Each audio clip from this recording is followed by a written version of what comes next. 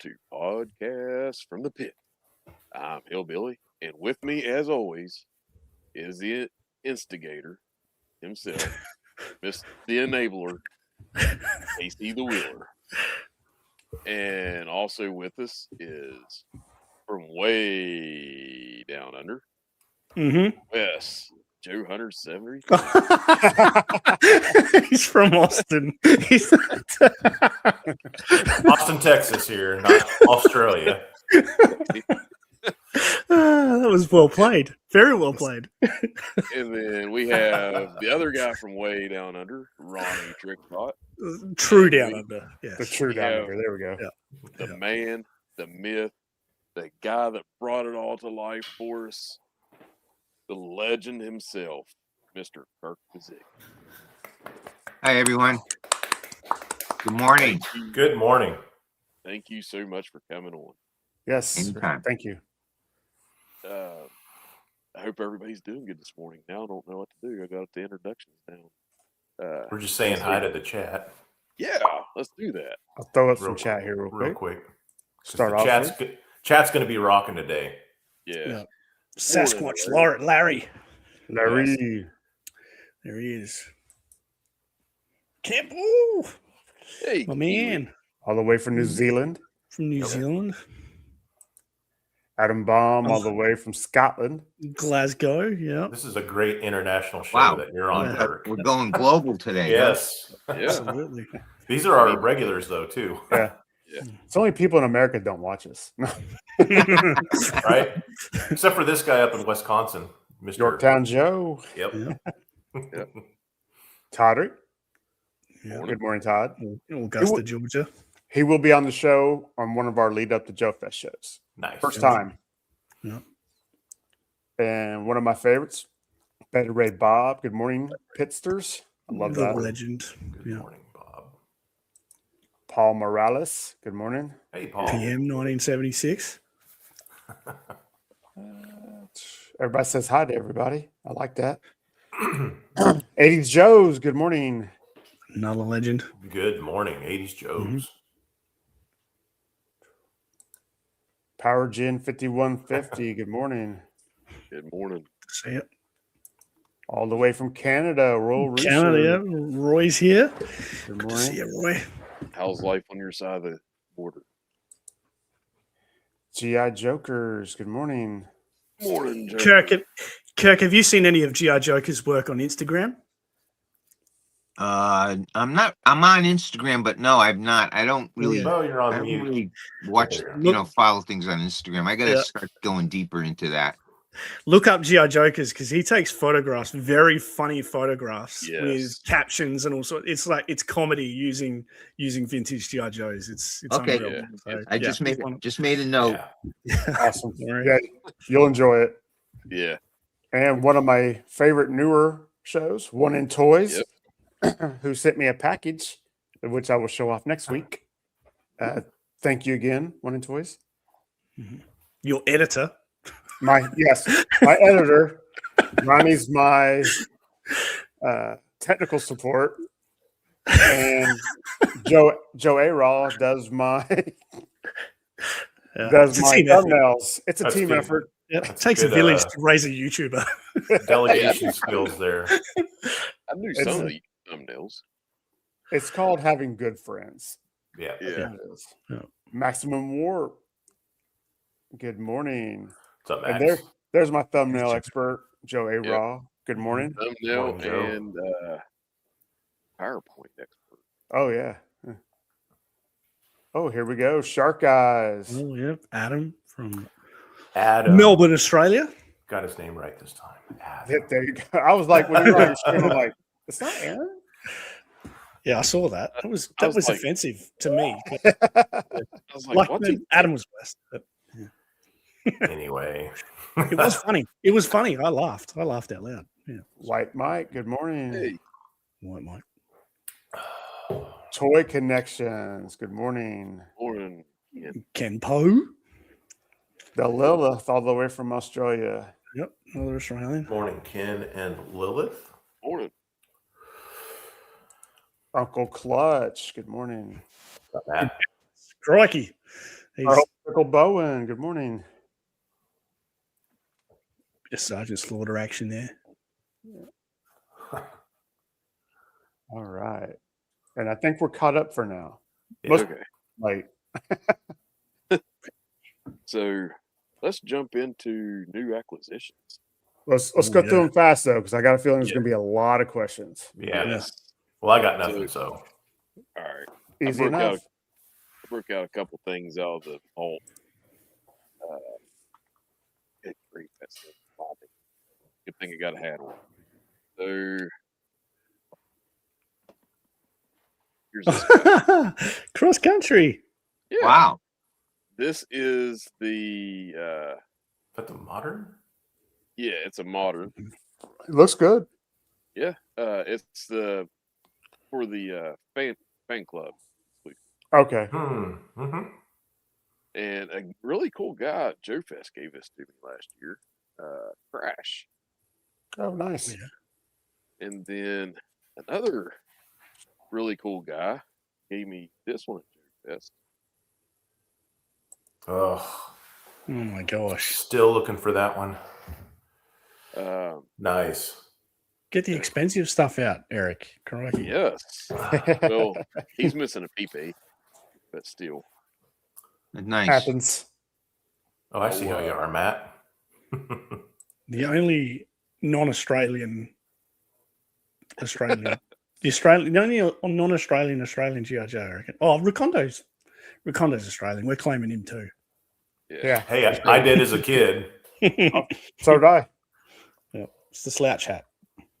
Absolutely. What you got to show off, Ronnie? I came home to a package on the doorstep the other day. My great mate Shark Eyes in Melbourne, Australia, bought me a classified grunt and sent that over. So Nice. it was a surprise. I had no idea it was coming. And you know what? As a vintage collector, mostly classifieds a bit hit and miss. This one I can hardly fault. It is bang on. They did a fantastic job of this guy. So looking forward to running around in the backyard with him and shooting some video and taking some photos. So Nice. that's my major pickup for the week. What a cool looking dude he is. Very nice. Shark Eyes. God, I'm a good bloke. Most of the time. Not when I've been snoring all night in our room in Dallas, Texas. You're not a good bloke. It happens. Yeah. Wes, you got nothing? No, just me. Yeah. Okay. Kirk, you got anything you want to show off? Something to impress? There's a battle bot. Mm-hmm. Yeah. I got an armor bot. Yeah. Yeah, I'm a bot. Yeah. That's so Well, I got me. There you go. Hey. This was done by some people for the Dallas show last year. Yep. That's and awesome. complete with a unique portrait. file card. This was for me. This was pretty impressive. Oh, Mhm. yeah. Very It's cool. awesome. That looks like the guys that did the Strike Force. Strike Yes, Force Alpha. Strike So it looks Force. like. guys. That looks And cool. yeah, I have behind me. I try to keep on display a few of the things that were my personal favorites later on in the series. So I've got like the Ghost Striker, which I still think was probably the single best GI Joe toy we ever made, and the Armor Bot, which was inspired by a trip to a Japanese toy show in Tokyo, where I came across and first learned about Gundams. So I've started collecting and building Gundam model kits.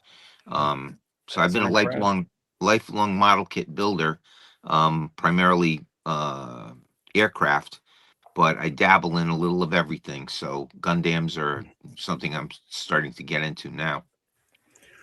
Yeah, I dabble in a few toys. 90s is my jam. I'm so impressed to see an armor bot. I'm much maligned for being a young'un. See some 90s stuff. a little 90s shrine behind you. Yeah. Yeah. I've Yeah, done a it's the few best. Gundam kits. They're fun. So the only thing I got to show off is I picked this up. Oh, wow. Hello, Mattel. I love Motu.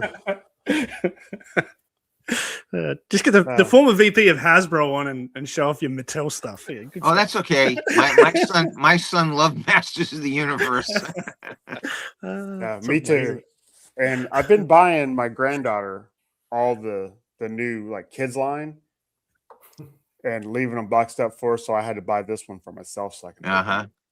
And I did get all the first wave of the movie figures, but I don't have them with me. So if you want, you can watch the short I made of them.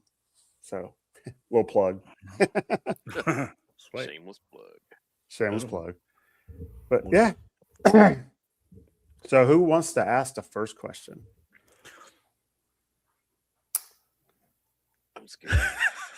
Let's Come on, start with Hillbilly. guys. Come on, Hillbilly, Go, ask come on. Hit me with your best shot. All right. All right. All right. Go ahead, Eric. Okay. How did you get started? With Hasbro? what? How did I get started with Hasbro? Yeah. Pure luck. My career path was, I think, determined pretty early in high school. I knew I wanted to be to work in advertising. So I went to college and didn't major in business. I majored in history, or actually humanities, and got a deep background in English and history, and applied to graduate school for advertising. So I went to probably one of the best communication schools in the country. In fact, I'll say it is the best, Syracuse University. And I got my master's degree in television radio with a concentration in advertising. And I wanted to be Don Draper, who I didn't even know back in the early '70s. But Mad Men. when I saw the Madman TV show, I said, boy, that was the career path I wanted. That Don Draper and how Sterling Madman. Cooper. Yep. Yeah, I mean that to me was like that epitomized the world I wanted to join.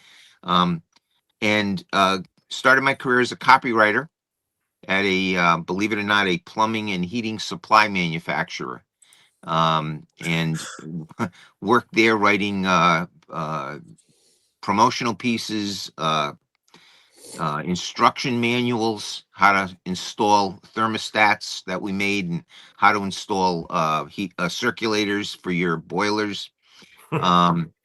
So it's pretty exciting work. Learned Sounds like all about the importance of trade shows. And then I happened to see an ad. In those days, you saw ads, classified ads in newspapers. Nobody sees those anymore. I saw an ad for a copywriter position at Hasbro, and this was 1978, so a long time ago. And I decided, what could be more fun than working for a toy company? Certainly much better than working for a plumbing supply company. So I applied. And 3 weeks later, I was offered the job. I was started work in July 5th, I think it was, right after the 4th of July. I started work at Hasbro. Was the only copywriter, one and only copywriter. Little did I know the company at that time was probably 1 or 2 months away from total bankruptcy. My boss warned me, my previous boss at the plumbing company, Taco, warned me that the rumor in the Rhode Island market was that Hasbro would probably be out of business before the end of the year, and he advised me not to go. And I just said, I'm going to take my shot. And he said, well, you've got a position here if everything goes bad anyway. So it was a no-risk situation. So I worked as a copywriter for a couple of years, and got bored because what I had been promised, writing TV scripts and things like that with our agency, never materialized. I was writing package copy for all our new products, instructions for our games and toys, assembly instructions, and catalog copy.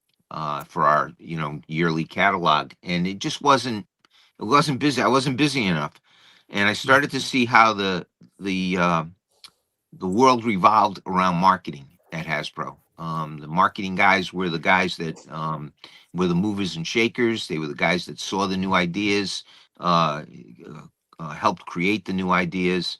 And I said, boy, that's where I want to be.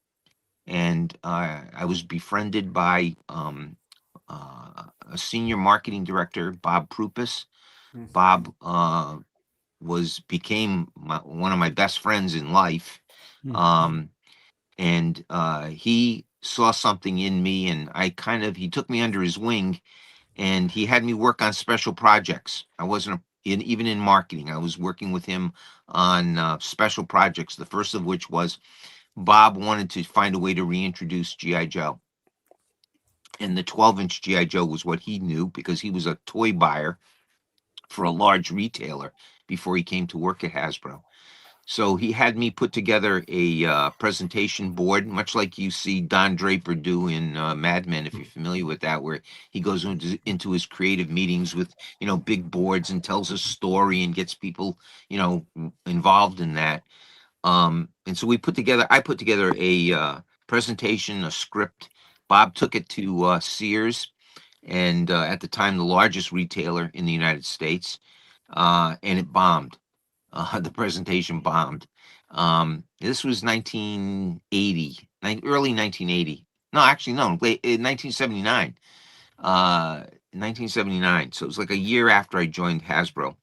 And then, uh, based on that presentation and the work I had done on that, Bob asked me if I'd like to work in marketing and as his product manager. And so I jumped at that opportunity. And that began my career in marketing. Sweet. Nice. Kirk, So- I got to ask, have you worked a single day in your life? It must have been an amazing job working for a toy company. And a bit about myself, I went to university, got 2 degrees, Uh-huh. one in marketing, one in history and English. So And now I'm working for a company that manufactures electrical and plumbing supplies, and I write all the catalogs. oh wow. So we're and I struggle to get up in the morning. What am I going to do? How do I stay motivated? Do I join a toy company?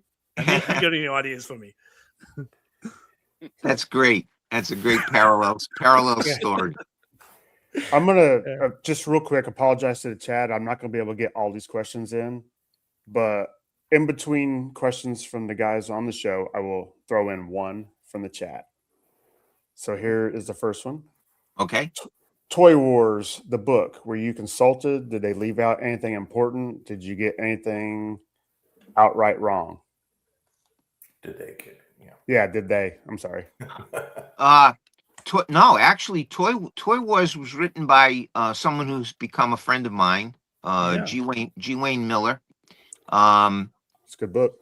Yeah, Wayne actually shadowed me and my team for 2 years as he was writing that book. And the book evolved over time. The original purpose of the book, the original idea behind the book was, as I understood it, was Wayne, who worked for the local newspaper, the Providence Journal, very well respected newspaper, not only in the state of Rhode Island, but nationally. He came to Hasbro with the idea of trying to understand how a toy was made, the development process. And so it was going to be a series of articles that he would publish in the newspaper, followed by he would collect those and put them into a book. I mean, that was the basic idea. And he was looking at, toys from different divisions, our preschool division, our girls division, and he settled on the boys toys division because of I think he saw the excitement and that we were the leading division at the company, and so he wanted to be associated with that sense of how a toy concept is developed. He was going to follow, believe it or not, the GI Joe Battle Wagon which we were developing at the time, or was basically on the drawing board. It wasn't even a model at the time. And when Wayne approached me about, well, first he secured permission from our senior executives.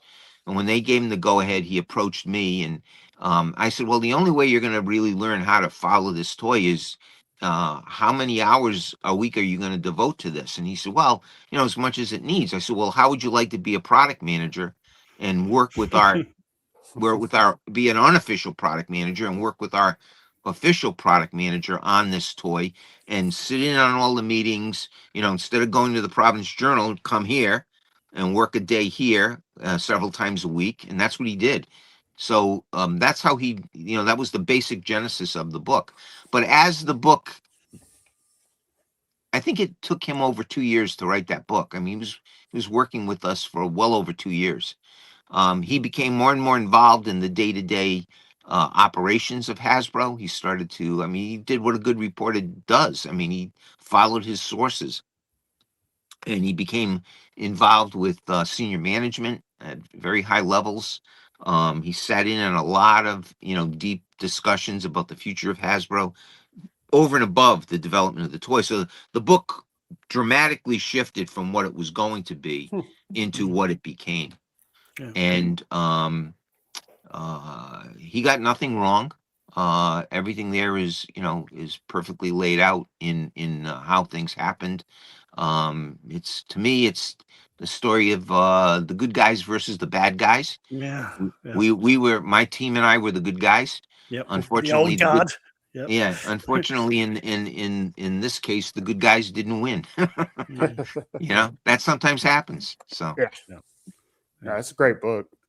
He wrote some really nice things about you in the acknowledgements too. So yeah, we haven't done so recently, but we still would get together for coffee or lunch, even well after my days at Hasbro. Yeah. Can I ask a question? He's trying to get that. He's been trying to get that book made into a TV series, much like Mad Men. I'd watch it. So I don't know where that stands, but I told him I have full approval on who gets cast as me. So there you go. So Kirk, you said the good guys didn't win. Yeah. In 1995, Hasbro boys toys were obviously shifted to Cincinnati, to Kenner. Right. And then in 2000, that was shut down again and moved back to Rhode Island. You obviously weren't with Hasbro at the time, but was there any part of you that had a little bit of a giggle when that happened and thought, ha, I told you so? No, not really. I had put Hasbro in my rearview mirror by then. And I, like everyone says, sometimes when one door closes, God opens a window. And for me, that was, a new career in consulting and inventing and, eventually doing marketing for another friend of mine's small toy company. And then eventually, teaching marketing full time at my alma mater, Providence College. So it was, again, I don't, even though I say revenge is a dish best served cold, I quietly can, feel that, but I don't express it. Yeah. So Nice. Sergeant Savage doesn't sting anymore. It was your baby. Well, You wanted to get it it off was. the ground. Oh yeah, obviously, that's Sergeant Savage was my brainchild. And along with others, obviously, it's something that I wish had really taken off because I really believe it could have. We lined up the dean of War Comics, writer and illustrator, Joe Kubert. That for me was like you talk about fanboys. That to me was, getting a chance to work with one of my idols in the comic book industry. I'm a comic book collector. And the opportunity to talk on the phone regularly with Joe and, critique his pencils and all, for the packaging. He just was a major contributor to that line. And, I just thought it had a great shot at being something different. Not that it would change totally the GI Joe brand, other than it was a much more military, Yeah. a realistic military brand, and where that could have gone over the next several years, who knows? And so yeah, that's a little stinging, but Yeah. hey, you move on, you know. You have to. Yeah, I mean, you know, the military does it, and I had a boss who used to say, you know, when a product line would fail, he'd say, "You bury your dead and you move on." You know. Yeah. So now I'm gonna throw one from the chat, then Wes's turn after that. Oh, Everybody's crap. got tons of questions for Kirk. Yeah. So Ken wants to know, when you came back as VP of Boys Toys in late '89, do you recall which other brands reported to you outside Joe, Transformers, and WWF? Yeah. Yeah, Visionaries, Air Raiders, every boys toy concept from the late '80s up through '94 reported to me. Tonka, when we acquired Kenner, we acquired Tonka, so Tonka trucks reported to me. You know, I had it was like, you know, you pick a boys toy and Hasbro from 1989 through 1994, every brand reported to me. The winners and the losers, James Bond Jr., Cowboys of Moo Mesa, you know, Pirates of Dark Water, Stargate, you know, Stargate. I can go on and on. Battle Trolls.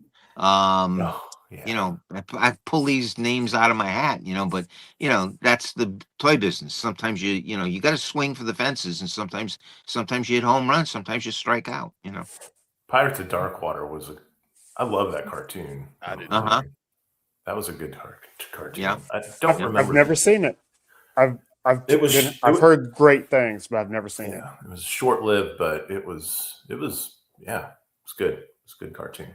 Getting a lot of Sergeant Savage love in the chat. That's good to hear. So one thing I didn't get to say a while ago, left out on the Outback figure I showed. Mr. Crash was the one that gave that to me at Joe Fest. Oh, you said it. Oh, nice. Oh, I did. Okay, I'm sorry. You forget My memory sometimes. is crud. All right. So, Kirk, I got a question as far as the box art goes and Yeah. the way it's displayed. I kind of had, I don't know if you would call it an epiphany, but This is good. and thank you to Carson Metaxas for making these posters, you know, available on 3D Joe's. I got them like 5-6 years ago, had them framed, and they're in my office, and I'm sitting here looking at them, you know, daily. And I'm just like, again, this was 5 or 6 years ago. And I'm like, they're all facing going, most of them, left to right. Yeah. But then, you know, like I said, I noticed that 5 or 6 years ago. But as a kid, I did notice, like on the Dragonfly, on the Ferret, on the Silver Mirage, certain vehicles were mirrored so that they can actually go left to right. Is that just for the facing aspect of the marketing part where it's all flowing in the direction? Is it? And then I guess the second question is, even on the vehicles that were mirrored or flip-flopped, and then you pulled out the toy and you're like, oh, wait, this is different. It's on the other side. But that was my question. So, like, why was it presented that way? Well, when package art was created, well, first of all, we wanted our packaging, and I see, you know, you have what looks like, you know, all those framed. They also happen to look like a planogram in a store, right? So when you walk into a toy store, you wanted to see a wall of product. For us, that wall of product served as a billboard, so to speak, for our product. It attracted attention. You know, it stood out in the aisle, and so the more footage we saw of GI Joe packaging as on that planogram in that aisle, the bigger impression you left with kids. So, you know, the one thing we wanted to try and do was keep everything consistent. Now, were there occasional reasons why it might have gone right to left? Maybe because of the impact that the art had when we finally saw it. But a lot of it had to do with just the visual impact of how the vehicle looked at store level. Okay. I don't know if that answers your question, Yeah. Wes, Yeah. but okay. All Yeah, right. it does. Thank you. Okay. Crash has a question. Mr. Kirk, how many FEP samples are usually made in the G.I. Joe line in the 90s? Well, you got to specify vehicles or figures. So figures, there would be a master carton, actually 3 master cartons of figures. So if we packed figures, we used to pack them 24 to a master carton, and I think we then ended up packing a 18. No, man, I'm sorry. I guess it was 24. We stayed with 24. So if there were 24 pieces per master carton, whatever weighting of figures in that master carton we would have come in. So there might be as many as 8, depending on a figure that might be more popular, down to 2, which might be the weakest character in the line. When it came to vehicles, I'm trying to think now. Usually with vehicles, it was a dozen or less. So maximum would be about a dozen. And the reason was we would want to, for vehicles, we usually didn't pack them any more than 6 pieces per master carton, unless it was a small vehicle, maybe, like a $5 or less vehicle, we'd pack maybe a dozen of those. So it was usually dependent on how many pieces came in a master carton. And what you wanted to do was put the master cartons through what we used to call a shake, rattle, and roll test, which was it was our quality control. They would take a master carton, they put it on a table that vibrated and shook the products. Then they would take the master carton, and drop it on every corner of the box from 3 feet high, to see what happened to the master carton, what happened to the contents inside. Then you'd open the box, the master carton, and you'd examine the packages, the individual packages, to see if there were any dents or scuff marks, so that you could make sure that the product arrived at the store pristine, or as pristine as you could guarantee. And then you'd open each box, and you'd assemble every product. First, you'd visually inspect the pieces. Then you'd inspect all the other contents, label sheets, instructions, etc. And then the product manager, along with the engineer and the designer and the quality control engineer, you would assemble the toy. Then that toy would go through the same drop test. The quality control engineer would look for ways to break the toy. And you hopefully had to pass all the standards that we set in our test plan for that toy. If anything happened where it failed any one test, the product would not go into production. Fixes would be made. See, the FEP was final engineering pilot. It's the product you got or would get once the toy went into production. So it had to be perfect. If it wasn't perfect, you had to look for ways to make it perfect. Yeah. And then only if there was no legitimate way to make that product, fix that product, would then the product manager, quote, buy off on a change just couldn't be made, just couldn't be fixed. And so we had very stringent quality control restrictions on us. So Fascinating. the simple answer is, for vehicles, maybe a dozen. For figures, a dozen or less per Hey, figure. just so you know, you don't have to say simple things, because I can listen to you talk about this stuff all day. Honestly. But Shark Eye says, no question for Kurt. Just wanted to say thank you for always being so gracious and accommodating with us Joe fans and YouTubers. 100% agree. Thank you. Yeah. You're welcome. Like I get requests, not a lot, but I do get requests. And to be quite honest, I try to fit in shows that fit my schedule from a selfish point of view. I get So, it. Hey, Yeah. if somebody says, hey, I'd like you to come on at 8 o'clock at night Eastern time, hey, that's my time, to kind of relax and be with my wife and watch television, or go out. You guys, this was perfect. 8 o'clock on a Saturday morning, anytime, guys. hey, a show regular. Yeah. Yeah. Perfect. Yeah. I mean, whenever I messaged you, I was like, oh boy, here we go. I've stepped out of the boat and I'm walking on the water.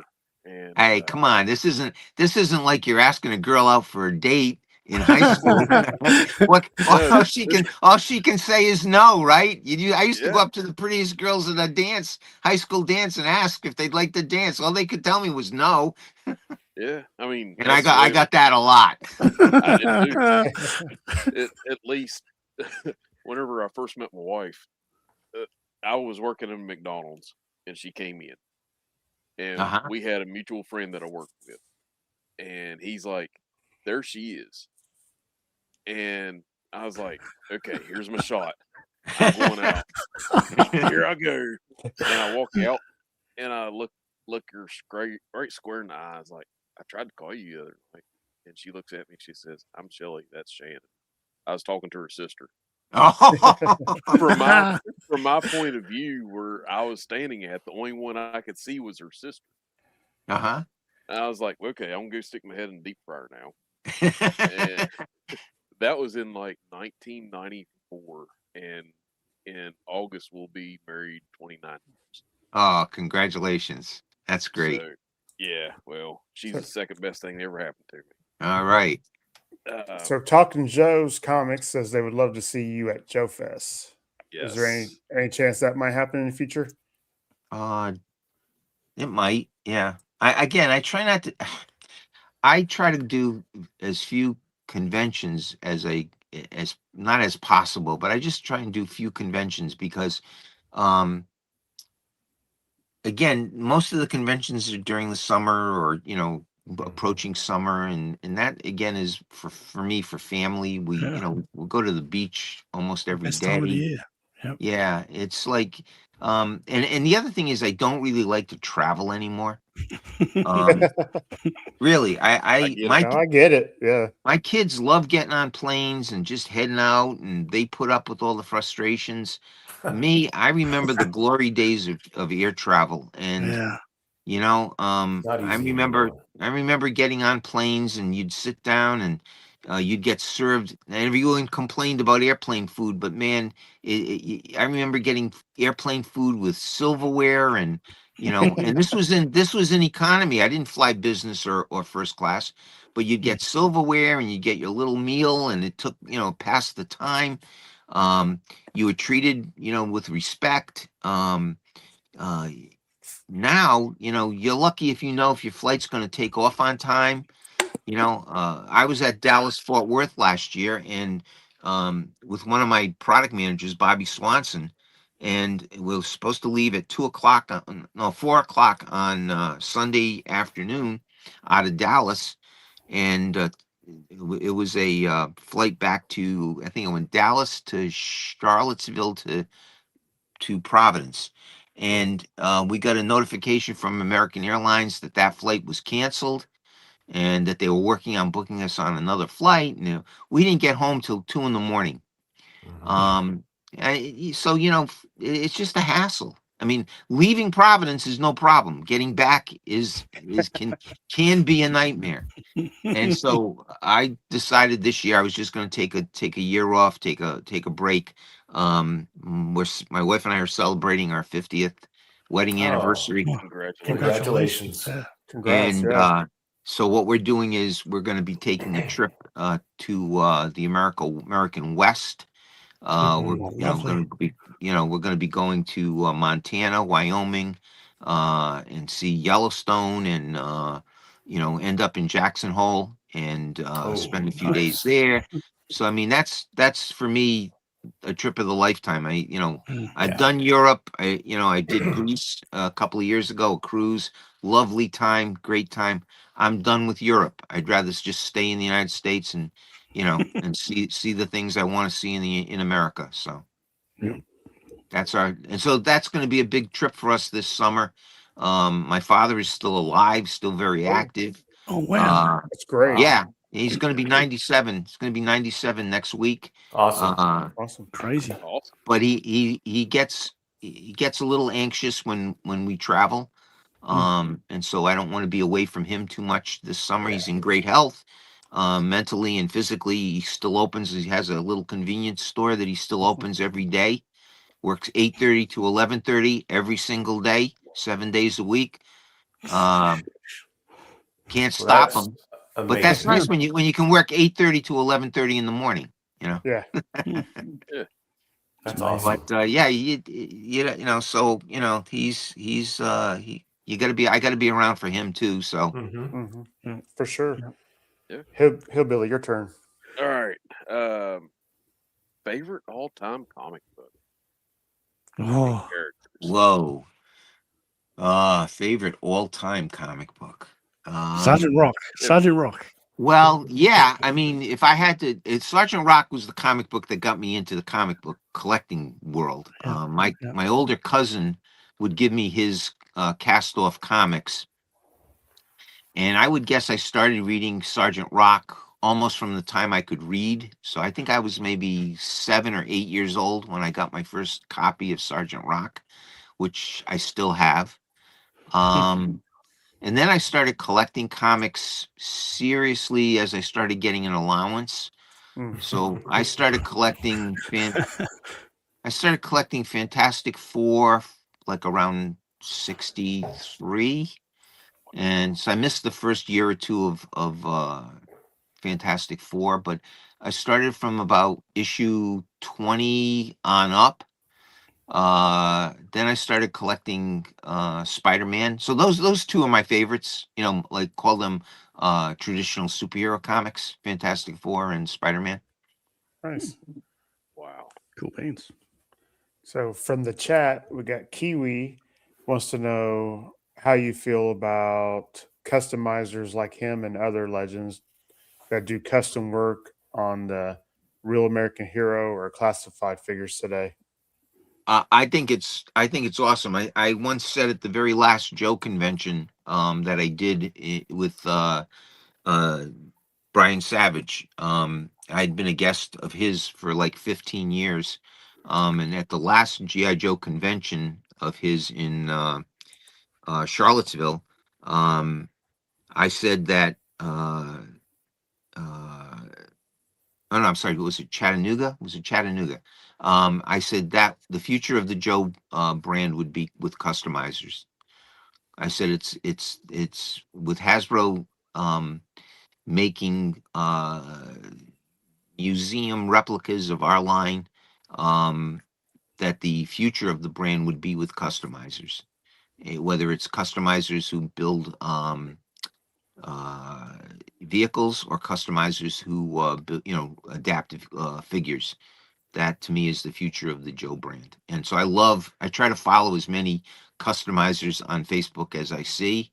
I think people are doing amazing things, amazing work with G.I. Joe figures. I think is it I can't think of his name now, but I wish could give him a shout out. But is it Garth Brooks who does the videos where he films playing with his toys in various situations? Garth Black. Garth, right? yeah, Black. yeah. Yeah, Garth Black. Yeah. He does great stuff. Garth Yeah. Black. Yeah. Sorry, Garth Black.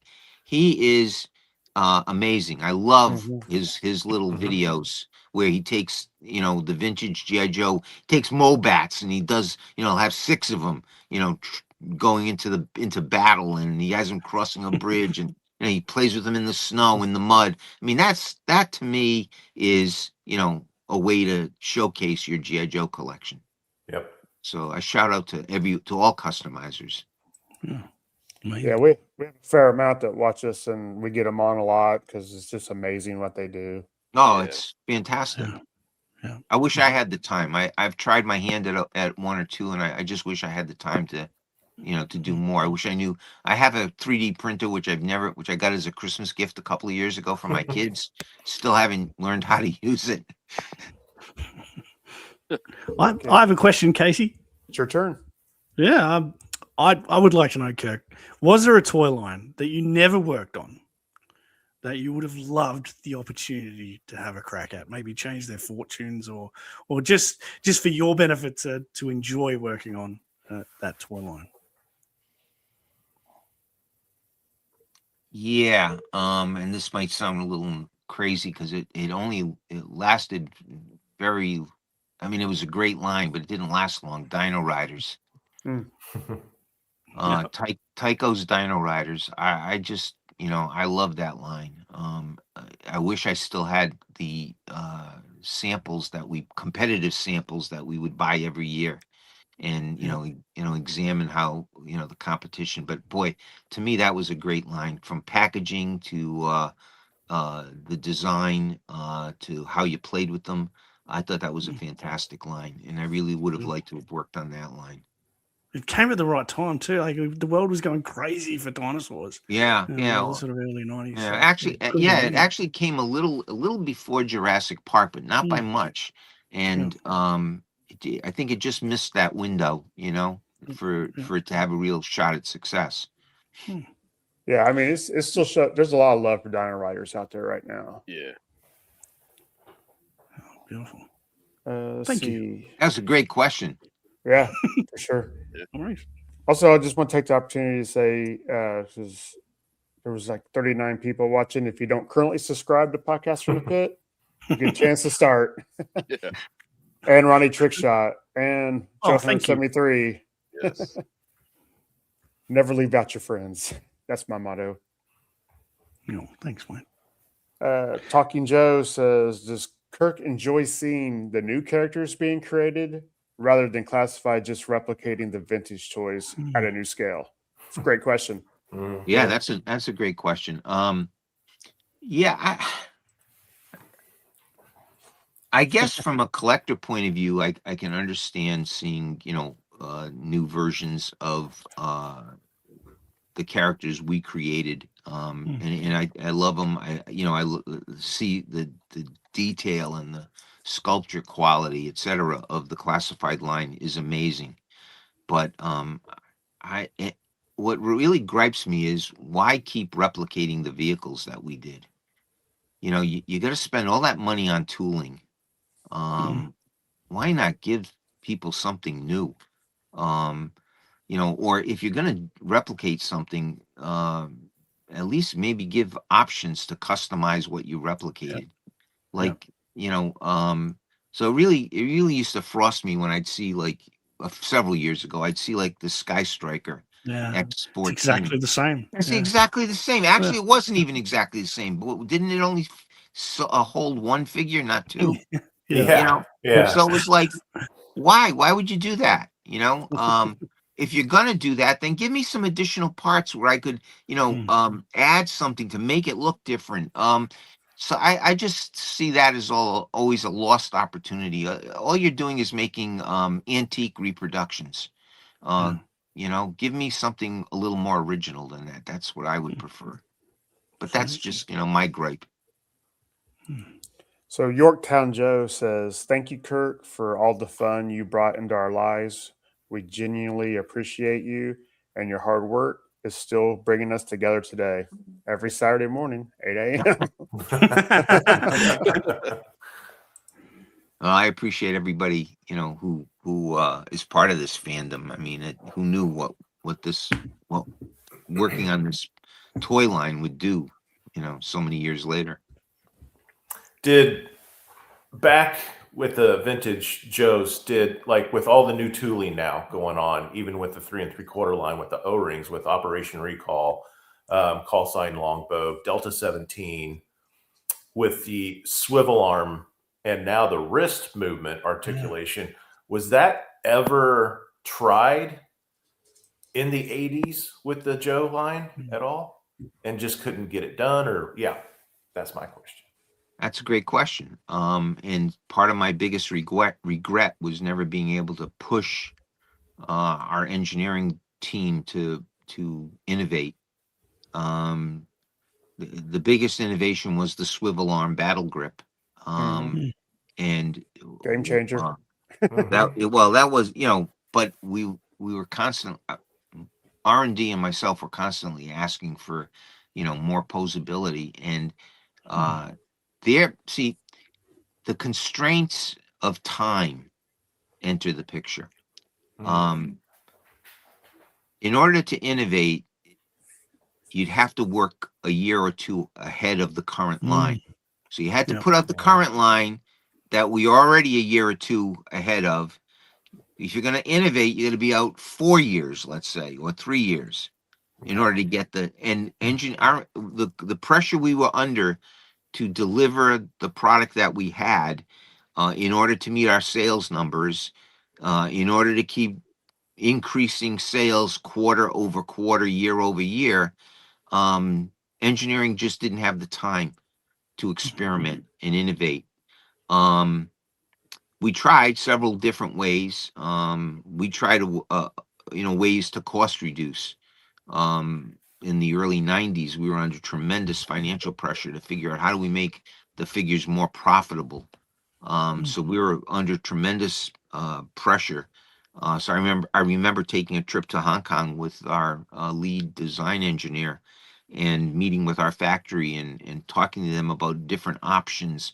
How do we eliminate rivets? How do we eliminate the O-ring? How do we eliminate, the rubber elastic? Yeah, the O-ring, but the zinc lower T-bar. Yeah. Yeah, the T-bar. I couldn't think of the name of it. Yeah, the T-bar. How do we eliminate that? And we actually saw a couple of prototypes, none of which really impressed us, but it was a way to just eliminate pennies out of, the figures that we were selling 24 million figures, and eliminate a penny out of every figure. And actually it would have eliminated more than that. But I mean, you're talking significant amount of money that goes right to your bottom line. Those were the kinds of pressures we were under. So to say, yeah, we'd like to have swivel wrists, we'd like to have movable ankles. We just didn't have the time to do it. Now, the way it got done was Hasbro had a competitor called Toy Biz, which Hasbro ends up owning somehow, and Toy Biz did all that. Toy Biz was the company that innovated all that posability. And I kudos to them and to Hasbro for, adopting that structure, that way of making figures. But that was stuff we were all, pursuing. Just it comes down to time and the pressures of putting out a successful product line. You gotta understand, G.I. Joe was the most profitable line at Hasbro. Yeah. Yeah. Okay, it earned all of Hasbro's profits. For years, it was the lead brand, and so saved it twice. yeah, and so anything that would disrupt the flow of product, shipping the product, was like, a no-no, because now you're disturbing, the gold goose that lays the golden egg, and you don't want to do that. Right. For sure. I guess if you need 4 years as well, most toy lines don't last 4 years. So Right. G.I. And Joe's, it's not, it's not really that. It might not have been as long as 4 years, but it was definitely you're working in the toy business. You're working on the year that you're currently in, ship, to produce and ship the product. You're working on the next year that you're starting to preview right around now, May, June. So you're for previewing for the next Christmas, not for this Christmas. So in May, June, you're previewing the 2027 product line. Okay. Now you got to have a team working on innovating for 2028. So that's the kind of time frame you're looking at. And Yeah. those people who are innovating are going to be pulled off to work on the 2027 line. So everything just gets backburned, at least when I was there. Okay, I don't know, I can't speak for now, but when I was there, that was the pressures we were under, because we were the lead brand, and you didn't want to do anything to upset the flow of product. Yeah. And you got when you started it, the O-ring line, because I'm not into classified. I'm pure vintage and Delta 17 Operation Recall. Thank God that's the O-rings are coming back.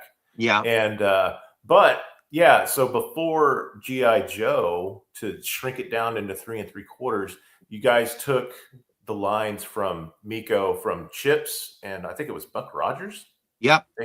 So did they ever come? Like, did they ever try to sue or No. for No, there was nothing. There's nothing to sue. That none of that was patented. Okay. Yeah, there were no design patents, none of that. And trust me, if anybody was going to sue us, it would have been Marty Abrams who would have sued us. Another good friend of mine, who became a good friend of mine later on.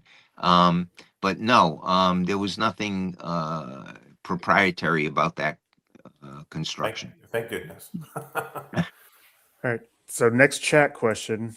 I like this. Did they bring kids in to play with the toys for a testing step? Not early on. No. Oh wow. Yeah, we brought kids in later on in the development process, as we started to get more and more competition. Actually, what we brought in early on were mothers. Oh yeah. Okay. Yeah, we brought in mothers because when we were going to reintroduce GI Joe in the 3 3/4-inch size, senior management asked my boss Bob Prupus and myself to do a temperature check.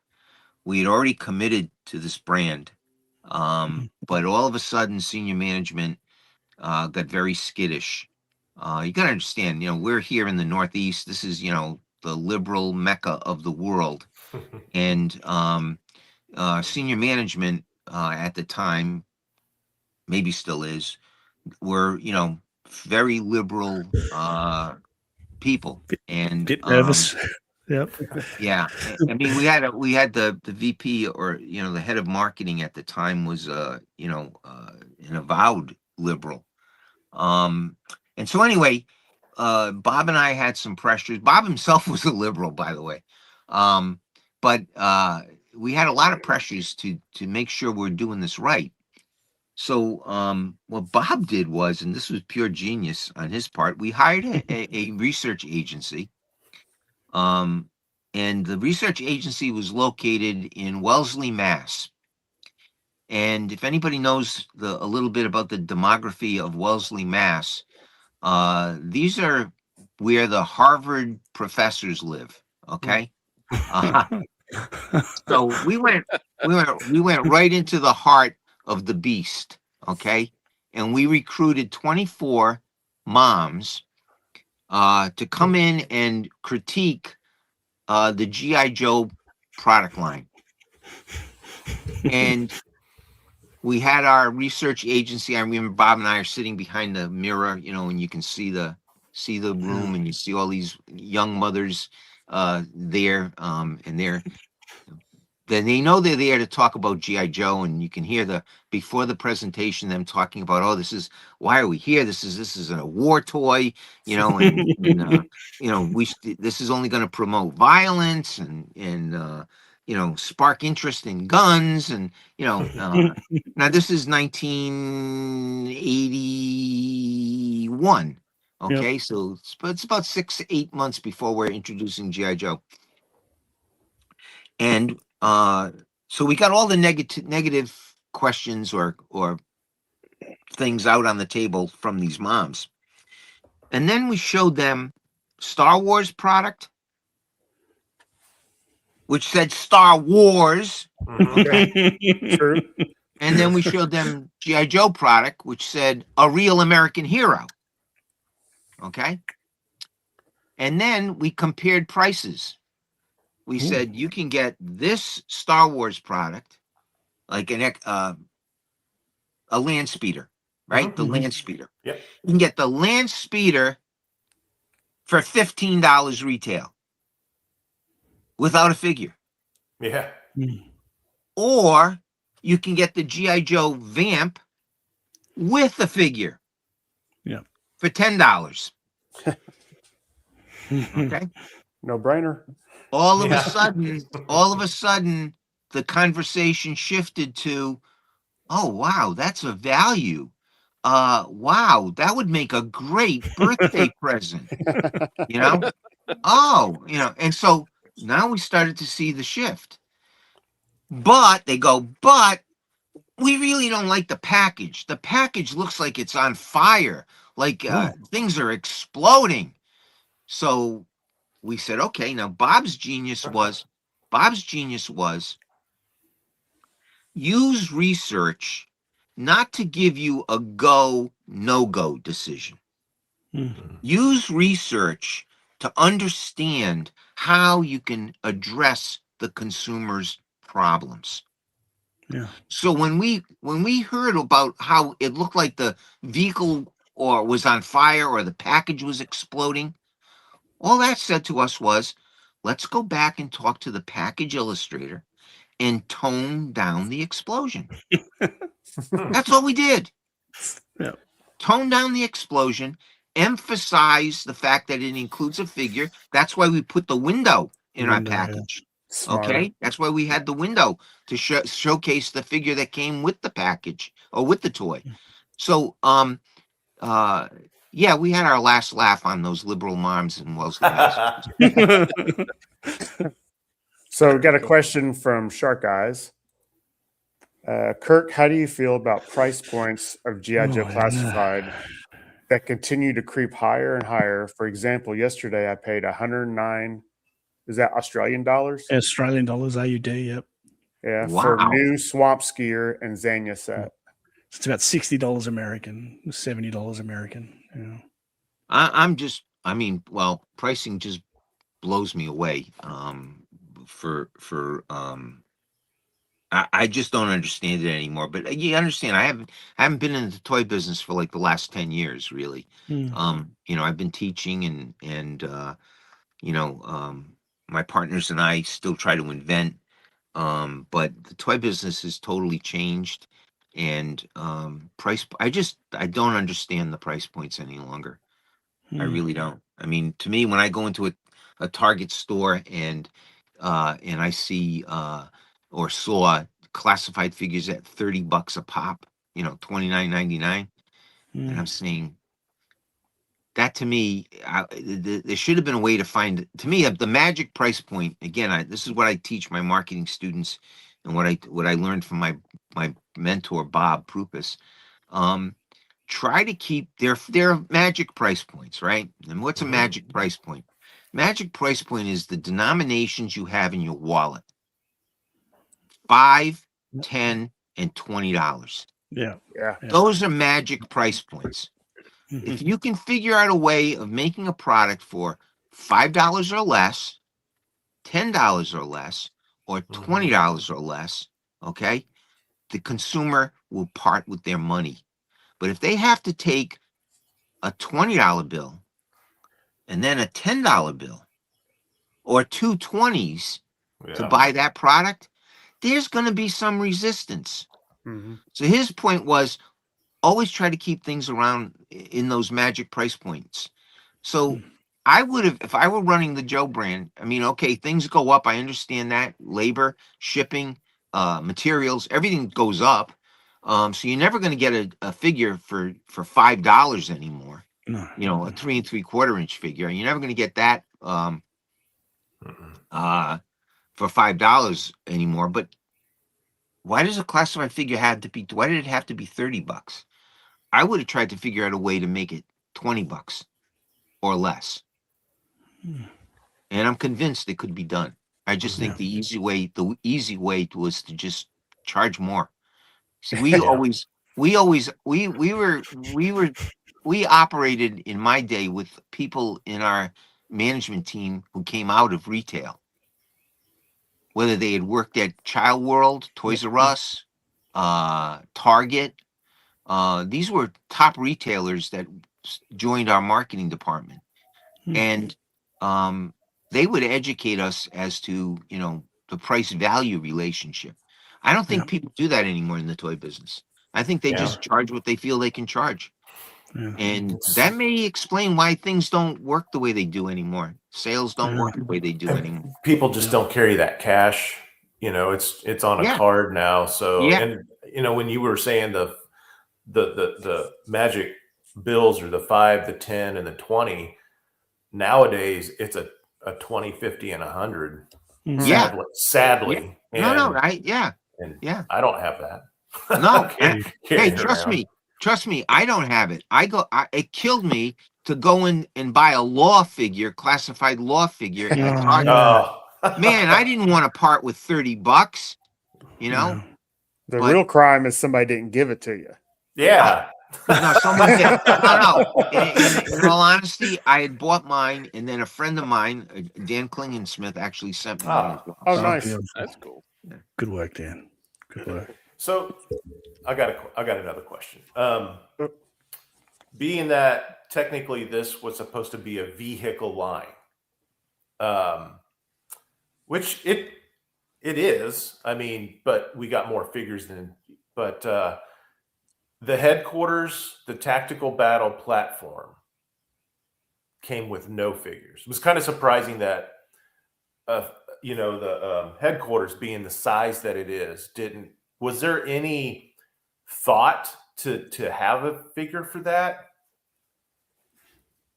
well, I wasn't on the brand at the time, so and Bob, I think, was off the brand at the time as well. So I just think it was the brand runner at the time, who was looking for a way to keep the cost down. And so that's my only explanation for that. Okay. Both those products were outside of my time. See, I was on and off the brand for, Mhm. several different times. Okay. I kept getting, I like to think I did such a good job that, my bosses promoted me to, new positions, which they I'm did. sure. Yeah.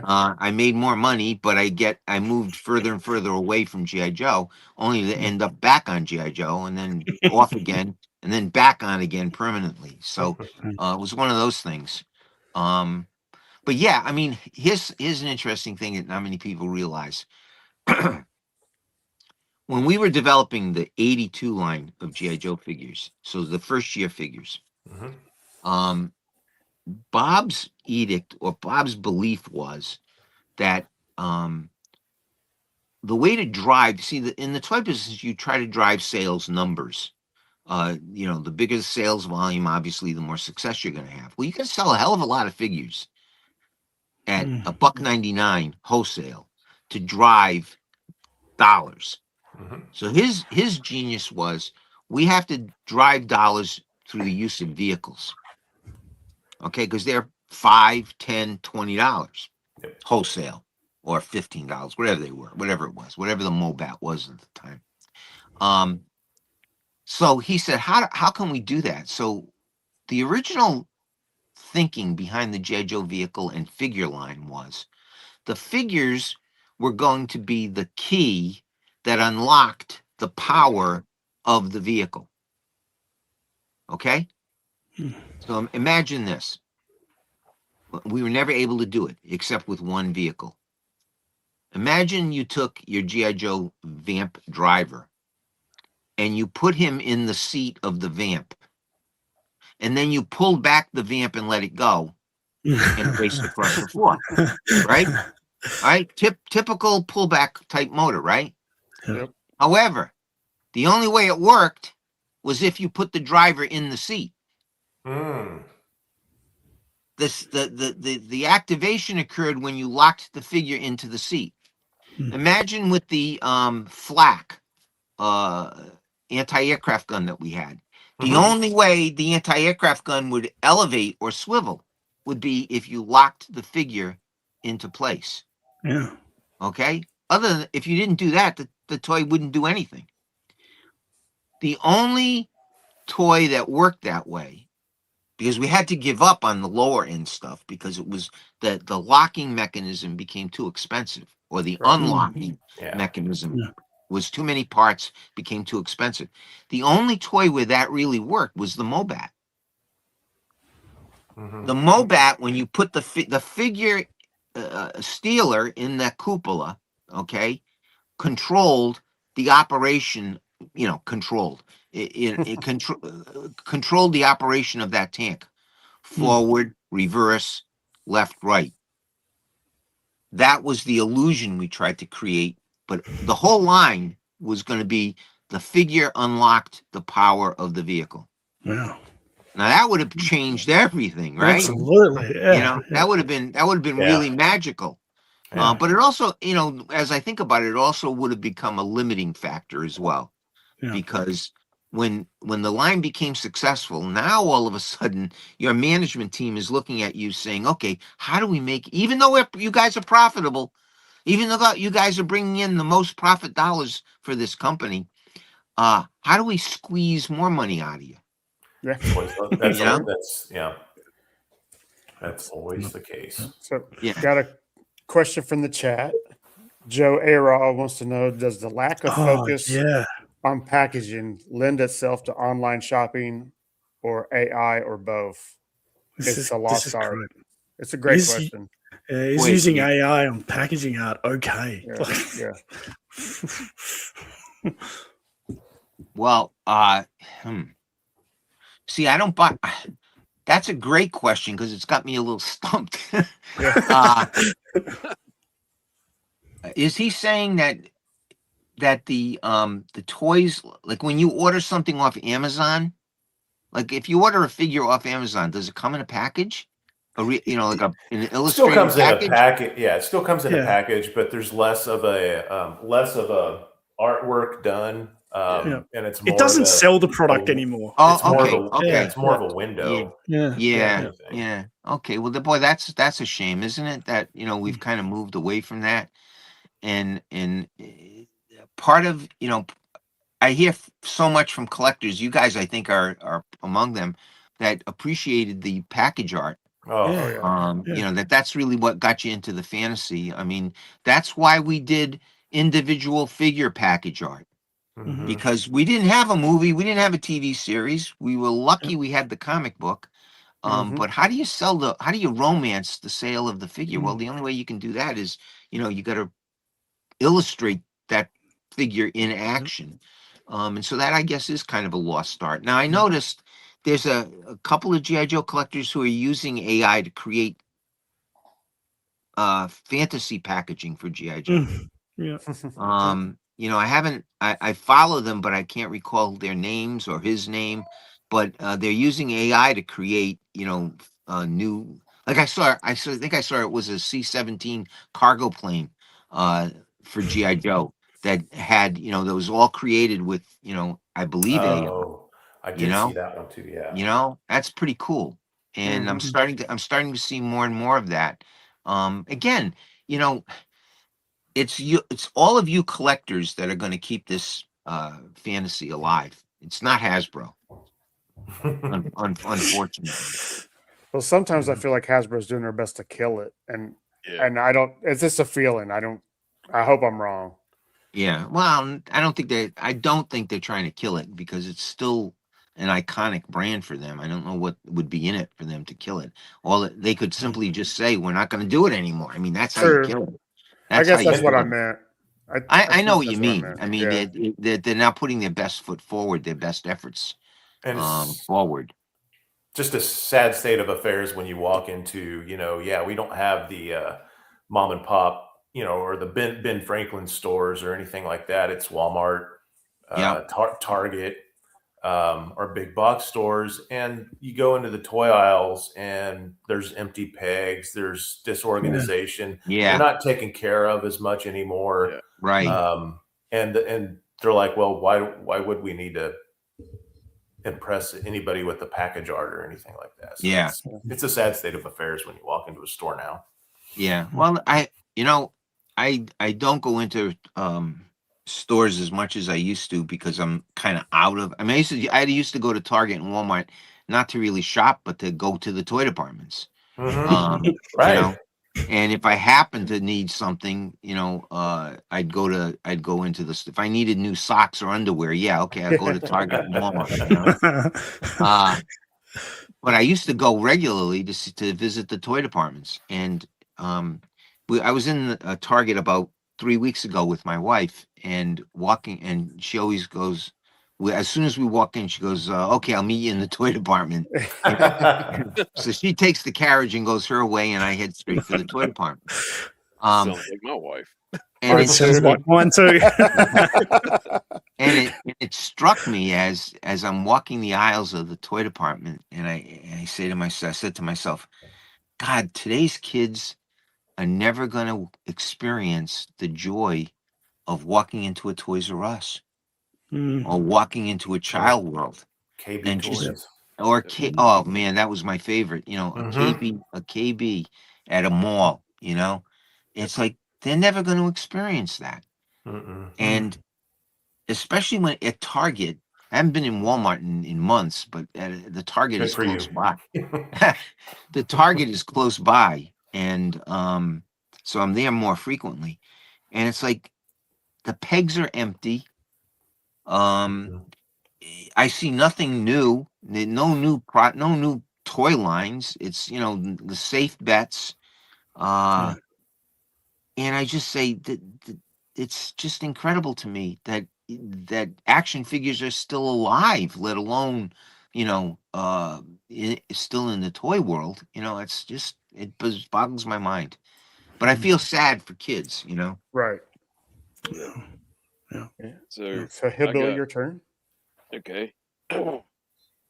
What is your okay, let me see how I can phrase this. What is your favorite figure and least favorite figures that you've worked on in G.I. Joe? Oh, my favorite figure obviously is Law. Right. What's I've seen that? My next favorite figure is probably Grunt, Oh yeah. because he was the first and he was the most basic. He was the- He was the military. Yep. He is the Um, real American hero. Yeah. I always thought he was the army builder because Yeah. he was on everything. Yeah.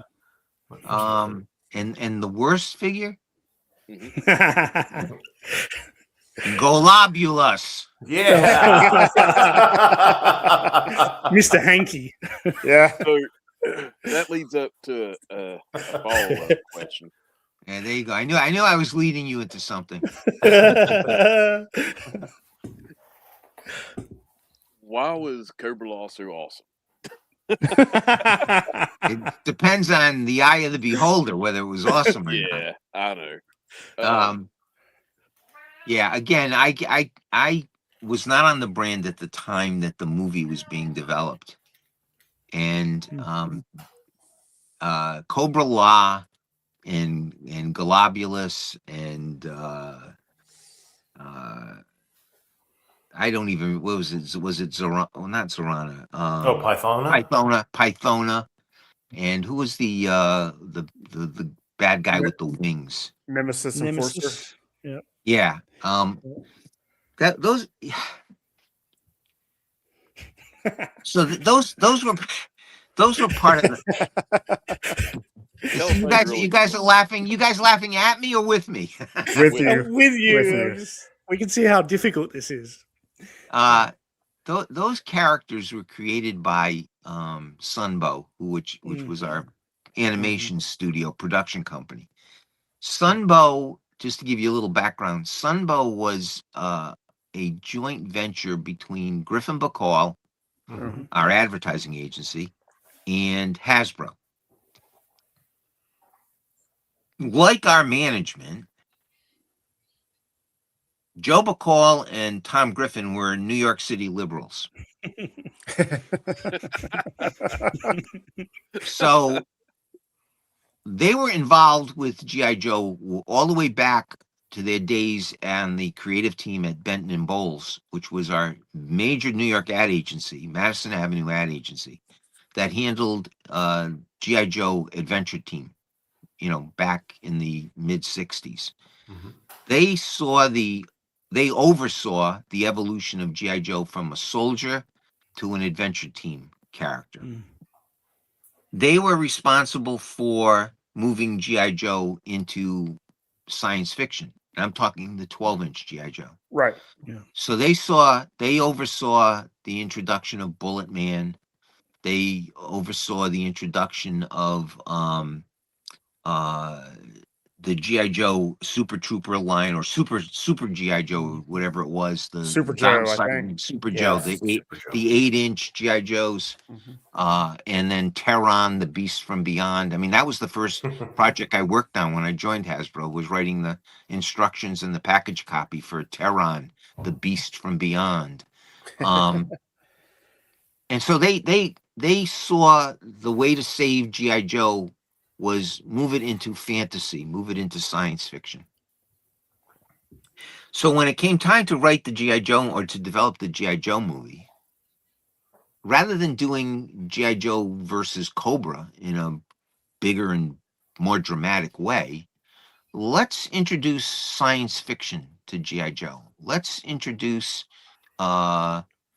this fantasy world of Cobra Law, ruled over by this, whatever mutated scientist, Globulus, Mr. etc. And it was like, to me, it lost all meaning. And now I wasn't on the brand at the time. I was heading up Hasbro Direct, which was our direct marketing division. But G.I. Joe was never far from my mind, and it was never far from me. My new office was across the hall from the R&D team. So all I had to do, and I would do this constantly, and I had good friends on the R&D team. So I would go in and grab coffee with Ron Rudat, who was designing these characters, and he'd be sitting in his booth, in his cubicle, smoking one of his 70 cigarettes a day, drawing, and he'd be griping about, these characters, and I gave him a lot of credit for helping design those characters.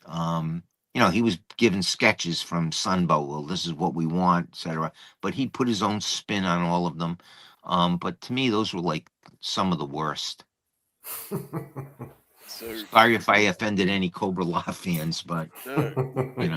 you answered a question I always thought about, because to me it reminded me of the Adventure Team. Like whenever Sunbow did the miniseries, like Yeah. Pyramid of Darkness and stuff, and they go to these exotic places. And the older I got, I didn't get no more mature, but I look back at it, I was like, that's like an Adventure Team stuff. Yeah. So thank you. I mean, and it all comes down to how do we move G.I. Joe further and further away from the military roots, the anti-terrorism roots, to a more fantasy science fiction product line. It didn't work in the 70s, and I don't think it worked in 15 years later in the late 80s, mid 80s. So I have a question before I throw Yeah. one from the chat. You say you're an avid comic collector. Are you reading the Energon universe? Oh, the yeah. new G.I. Joe? No, I'll be honest. I haven't. I stopped collecting. I had an epiphany about a year and a half ago. I canceled my subs at my local comic shop. I can't follow the stories anymore. Yeah. In fact, I just had a part of my collection I sold this week. Oh. A lot of my early 60s stuff I just sold this week. And I just started thinking, like, I'm not really digging the artwork anymore, and the stories are so complex and complicated. Now, again, I think that's a generational thing. I really Yeah. do. I think for younger fans like yourselves, who grew up in a world of comics that are a lot more have a lot more words on the page and are almost more literary. I'll use that term in air quotes. I think you guys can follow these storylines, but for me, comic books were, entertainment to be consumed in 15-minute, 20-minute segments. And then if you were like me, you put them on the shelf and collected them. Right. Sometimes you'd go back and reread them. But today's world of comics are just way too complex. Story arcs are way too complicated, too long. Themes to me are bizarre. So I've literally stopped collecting about a year ago. I stopped So 2 months ago. I just yeah, can't keep up with that price. yeah. Well, that's the other thing. I mean, what are they now? Last time I looked, they were $4 a shot. They're about $5 mostly. They're about $5 now. Yeah. See, I mean, and my shop had me, I'd go in once a month and I'd be dropping 100, $120 once a month. And it was like, whoa, what am I doing here? I don't even read these things anymore. So I just told him, I said, Chris, I'll be in occasionally just to pick up the occasional, title, but yeah, I guess the industry kind of lost me. Yeah, I get I that. quit buying about 6-7 years ago. Yeah. I'm now buying like histories of comic books and the comic book industry. I've been buying reprints of comic, like I've got, in fact, coming, I think the 5th is a new Sergeant Rock anthology that I bought, which collects off Amazon, which collects like the earliest stories of Rock, his introduction story, and then some of the early Easy Company stories. Those are the kind of books I'm now collecting, as opposed to the monthly comic books. I bought the G.I. Joe, the collected omnibus G.I. Joe collection. Oh yeah. So I have that, I have that along with my original G.I. Joe comics. But I'm just not into that world anymore. I get it. Yeah. Yep. So, a question from the chat from 80s Joe's. Kirk, are there any modern toy lines that you are impressed with, following, or even collecting? And one follow-up question. Joe's from the 80s and 90s have kept for yourself as a collection? Oh, okay. Well, so let me answer the last one first. Yeah, I my son was born right at the right time for collecting Joes.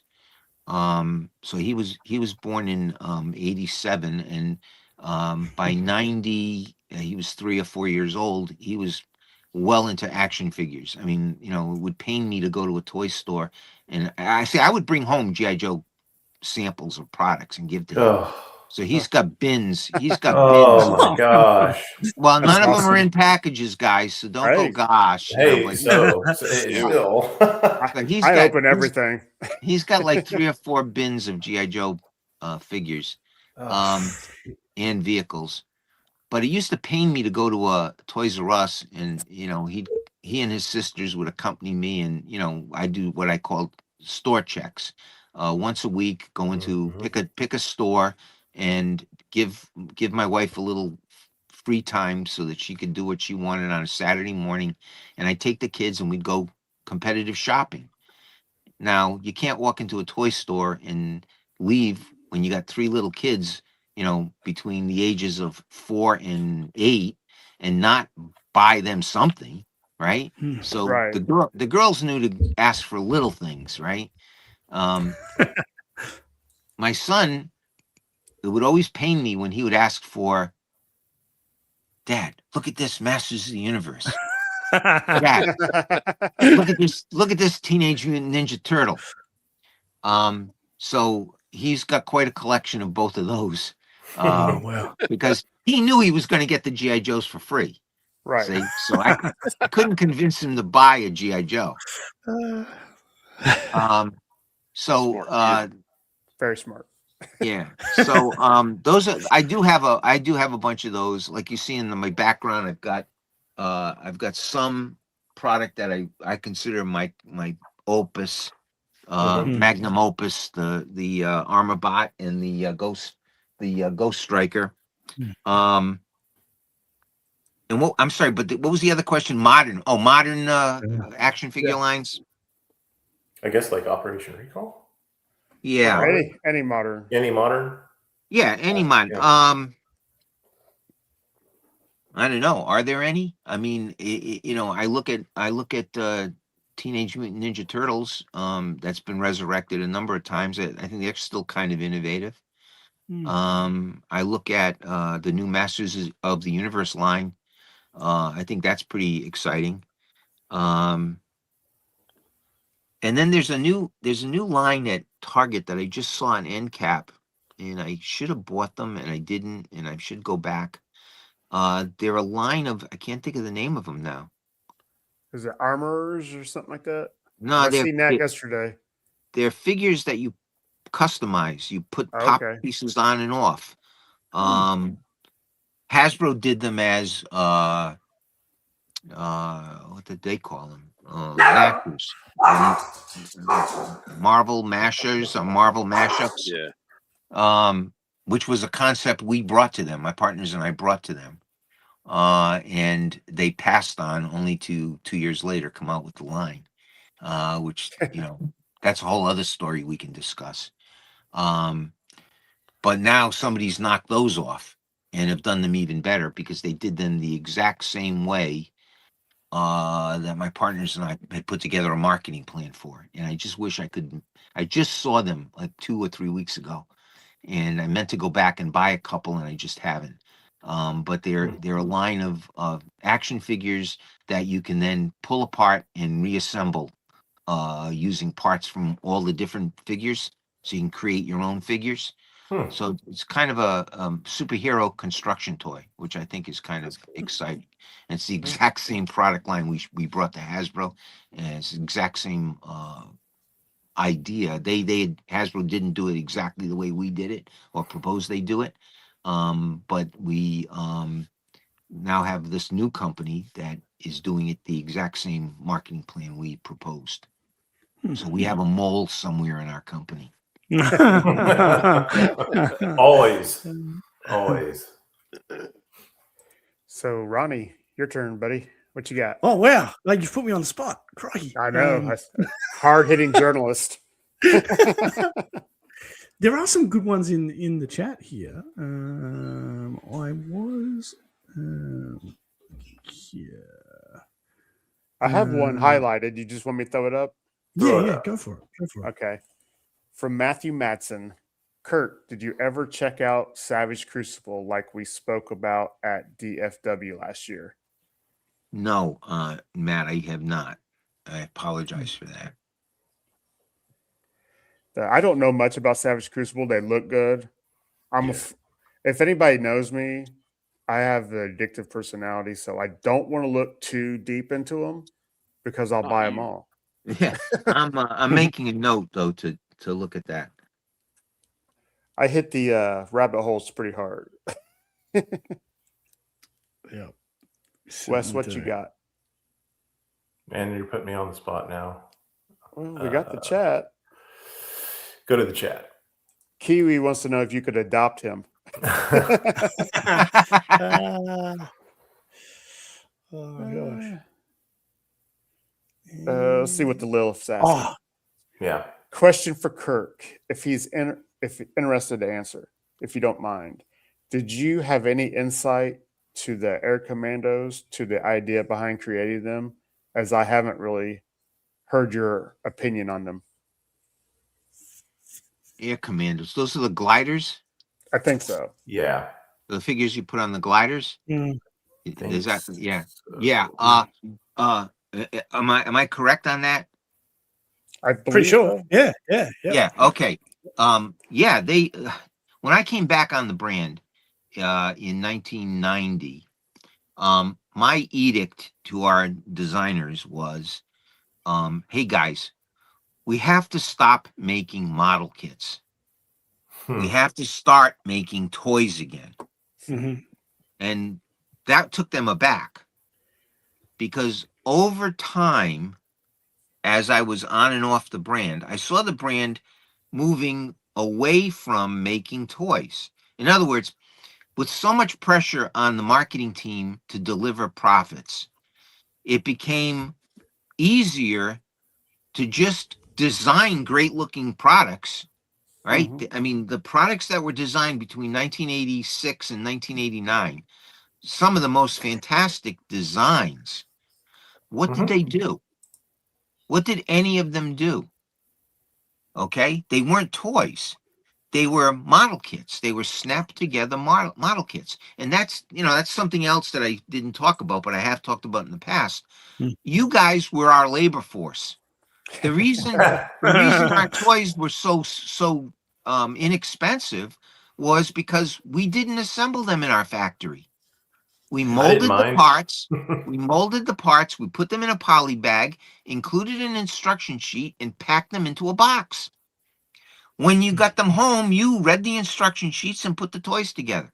Which, by the way, moms, remember that Wellesley focus Yeah. group I talked about? They loved that idea, because they said, wow, this is teaching kids to follow instructions and to make something they can be proud of. So we were Lego before Lego. There you go. Okay. Yeah. So anyway, when I came back on the brand, the sales had softened. We had reached a height of about $180 million in 1986. That was like the peak GI Joe. Yeah. When I came back on the brand 3 years later, we were down to $102 million. So we saw our sales go down. Now, why? Well, you had a major, I was going to say two, but really Masters was gone. Mhm. But then the next biggest competitor was Teenage Mutant Ninja Turtles. Yeah. Okay? I mean, they just blew everything away. Mm. And they ate our lunch. And why? Because not only did they have a great TV series, not only did they have fantasy-looking characters, not only were they fun and funny, but they did things. Mm. Yeah. The vehicles all did something. So I remember, again, I'll use my son as an example. I went to Kmart one Saturday because I needed new tires. So I took him to Kmart with me because I figured he was like 4 years old at the time, and I figured maybe 5. And I figured he'd be fascinated by, watching how the mechanics worked, and, the sound of the nut drill. driver, that air Mhm. drill, and he was. But right outside, as soon as you left the service area, you walked into the store, was the toy department. So I figured, well, let's take a walk through the toy department. Come on, Colt, let's take a walk through the toy department. Now, of course, he's excited. And we're walking through the toy department, and I'm figuring, I'm going to get away with this. This is a cheap visit. I pick up a Hot Wheel. I pick up a Hot Wheels car. And I show it to him. I said, okay, they just said the car's ready. We can go. How about would you like this Hot Wheels car? He looked at it, and he looked at me, and he said, what does it do, Daddy? Yeah. Mm. And I said, well, you put it on the floor and it rolls. And he said, put it back. Right? That to me was my epiphany. Okay? Out of the mouths of babes. Here's a kid, 5 years old, is telling me or asking me, what does this do? So I went into work on Monday morning. Well, I ended up buying him probably a Turtles figure at 5 times the price, right? From 88 cents or 98 cents, right? So he knew what he was doing too. But I went in Monday morning and I called a meeting with my marketing team and my R&D team. And I said, guys, let me tell you what happened over the weekend. And I know we're in the middle of developing next year's line, that we're well down the road, but we got to make toys. And they looked at me like, well, we already make toys. I said, no. You guys make snap together model kits, highly detailed fantasy vehicles that are nothing more than snap together model kits. I want every single figure and every single toy to do something. So I want figures that shoot. Oh, we can't do that. Management won't let us have spring-fired weapons. I said, when the line is sucking wind like it is right now, management will do what we tell them to do. Yeah. So we went into our next meeting and we had spring-fired missiles on with our figures. We had spring-fired missiles on our vehicles. And for the first time, this is a long way of getting to answering the question about air commandos. I'm doing the Donald Trump weave right now. Okay? I said, we're going to start looking at outside inventions, which we had never done before. If an inventor brought us an idea for G.I. Joe, we'd say, oh, no, we can't do that. We can't burden the toy line with an inventor royalty. We know how to do and market G.I. Joe. I said, that stops now. So my R&D teammate, Steve DeGuano, who's one of my business partners, put out a request to all the outside inventors. Let us start seeing ideas for G.I. Joe. A month later, in walks an inventor. And what he had done is he had taken, the plastic covers for reports? Like when you were in high school, you did a book report and you put it in a plastic cover with the little sliding sleeve. Yep. Okay, he took that material. Okay, well, actually, it was probably like the thicker type of material that was used for a binder. He took that kind of plastic material and he used origami technique and he created a flying vehicle that you could attach a G.I. Joe figure to. And he flew it across the room. We didn't believe it would work. He flew it across the room. Okay, 30 feet. We said sold. And we developed the G.I. Joe Air Commandos off of that. Now, did they work as great as they could have? No, I mean, they were rushed into production, but boy, they made a hell of a commercial, and Like they those got kids, gliders. and they got kids excited about the brand. So that was just one of the many new innovations we started to look for from the outside, and that spurred our R&D team now to compete with the outside inventors at putting more toy features into our product line. Nice. I'm just going to pull a couple more questions from the chat because we're closing in on 2 hours. Yeah. Okay. Oh, wow. Really? Yeah. Yeah, Oh, time flies when we're having wow. fun. Yeah. I could do this all day. I know. I could listen to you talk all day. Well, we can do this again. So Beta Ray Bob's question for Mr. Bozigian.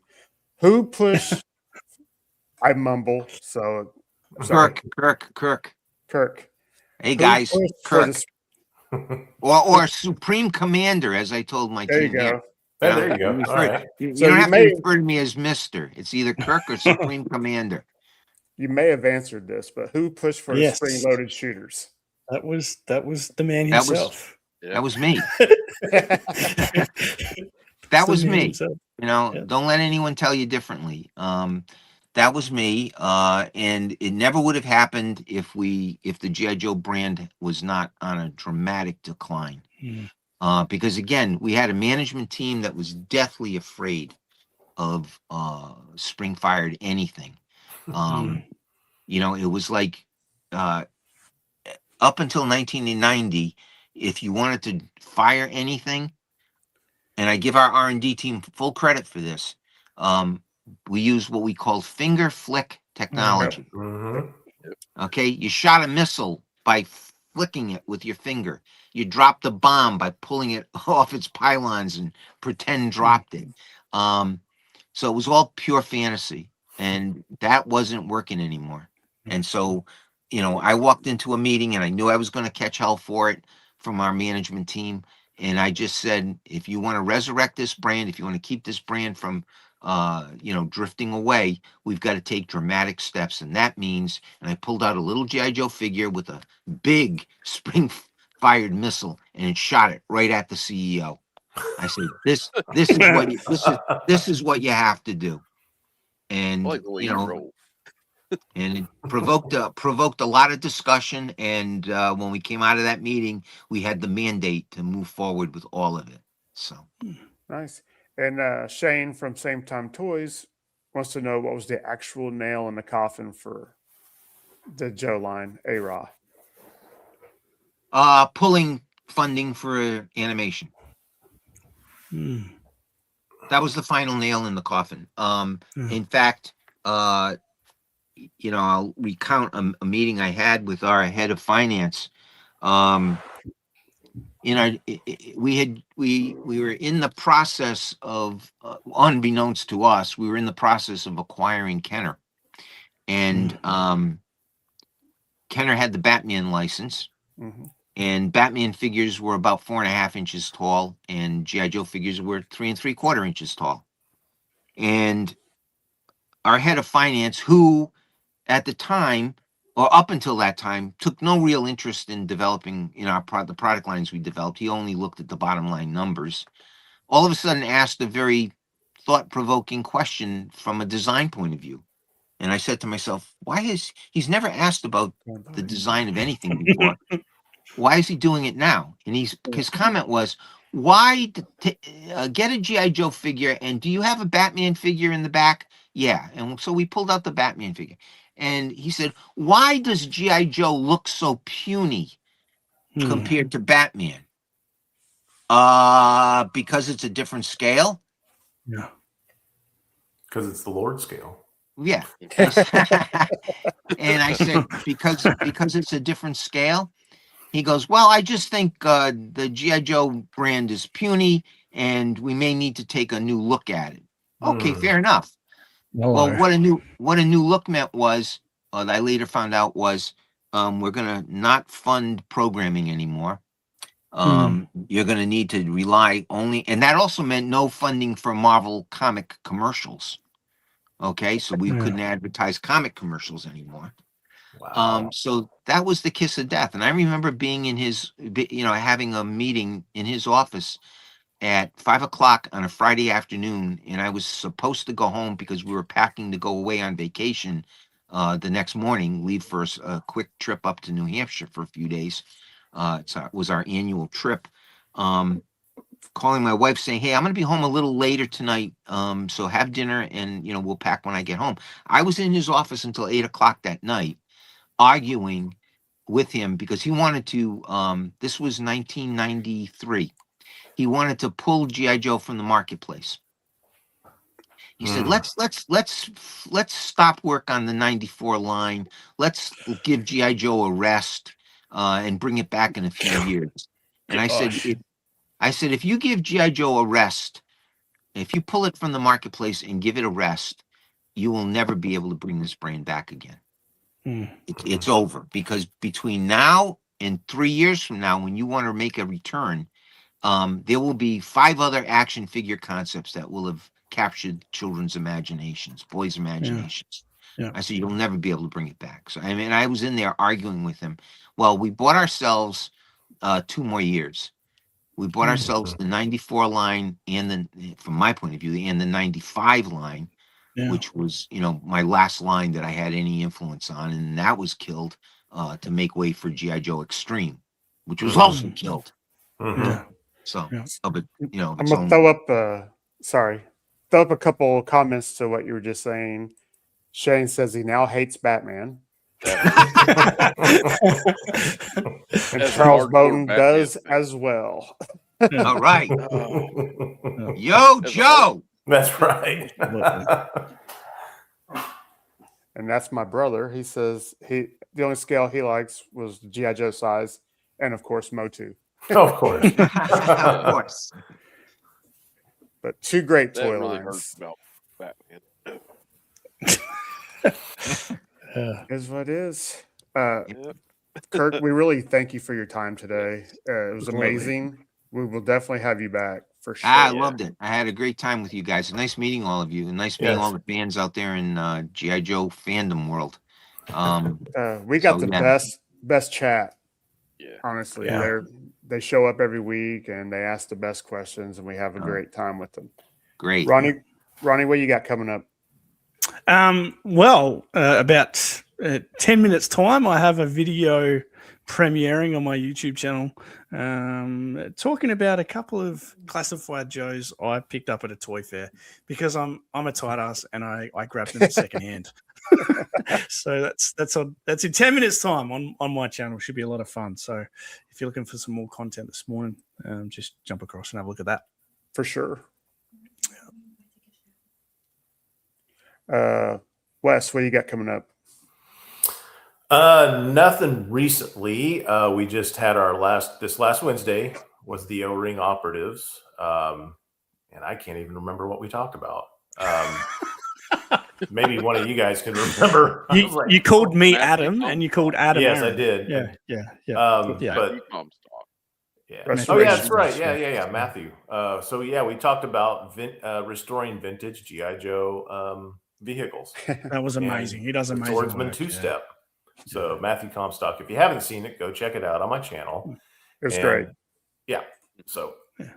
I might have a few more videos coming out that I'll make later. So I might have a few. I know you're doing great, man. I've been having Yeah. fun. But like, I just want to take this moment to thank Ronnie for the intro. It's fantastic. No worries, mate. Joe A-Raw for helping out with those. I take the pictures and he does the AI goodness to make them look good for the thumbnails. And of course, One in Toys for editing for me because editing's, I don't like it. But once again, Kirk, thank you so much. Well, thank you guys. Thank you very much. got Thank it. you for Look everything. forward to doing this again. Yeah. I got a What'd little you housekeeping. Be well and keep will. collecting. What a way to finish. Yeah. All right. Thanks, everybody. Take care.